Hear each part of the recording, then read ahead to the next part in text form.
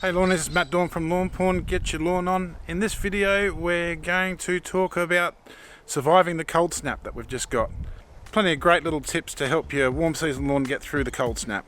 Let's get your lawn on.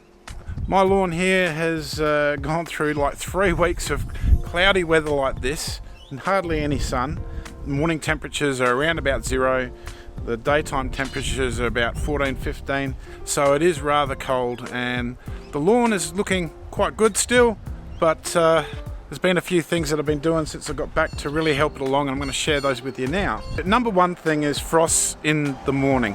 It'll just stop the grass from photosynthesizing. Best way to deal with that is you can give it a quick water, or you can get something like a lawn leveler and go over it just to break up the surface tension of the ice there and reduce it down to water. That energy of you pushing along the leveling rake will really help in that regard. Fantastic for the lawn if you keep that up. Warm season grasses this time of year are starting to go into dormancy, which means that they'll hardly be growing at all. So number 2 tip, I guess, is don't over mow. Like you're mowing, once a fortnight, once a month this time of year, especially when it just goes into dormancy, which this is about to, especially with the temperatures that we're getting at the moment. So lawners, if you're liking the content so far on this video, be sure to smash the like button and hit subscribe. It helps me grow. Thank you very much. Okay, so the last 3 weeks has been pretty savage weather-wise, with no sun, pretty cold, and a fair bit of rain the last week. But you can counteract that by using liquid fertilizers at a low rate. Putting down liquid ions is a great thing to do during the winter time, and it will help the lawn lift in a little bit of color, but also protect it from the cold with that ion. And charge is great too, because that will force a little bit of leaf growth just to get that little bit more photosynthesis going. It's a little by little game. It's not a massive change in winter, obviously, but it really does help. And putting half doses of kelp will really look after the root zone, even though the root zone is going to be in decline during winter. It just helps protect it and get it ready for spring. If you keep your liquid program up, such as the Lawnporn program, throughout the winter time, you're really improving your chances of having a healthy lawn throughout the dormancy and keeping some of that color at least. And when it comes to springtime, it'll be in great condition and really ready to go once it starts growing again.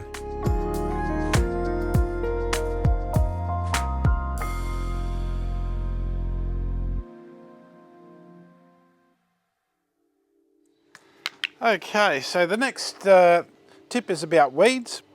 Now, even if you do a pre-emergent herbicide, which is meant for stopping grassy weeds come up, some broadleaf weeds will come up even in great condition lawns. Now, a great product for that is bow and arrow, 50 mils per 100 square meters, and spray that down. But if you want to save some chemical, especially if your lawn's like looking really good, like what mine is, and it's only got a couple, they're going to be hard to find actually in mine. You can make up a little mix in a cheap spray bottle. This is a cheap $3 spray bottle I got from Woolies, a 700 ml spray bottle. I've put 500 ml of water and 5 ml of bow and arrow. Now, the cool thing about that is that you can do a little spot spray. It's not quite in the frame.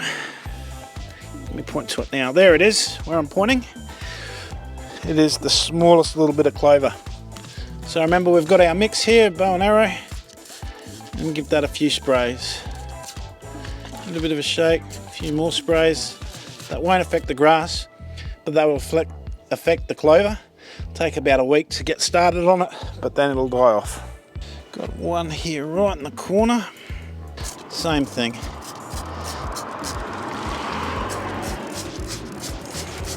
Really get it into it, and that'll get rid of that one. There's another one just here.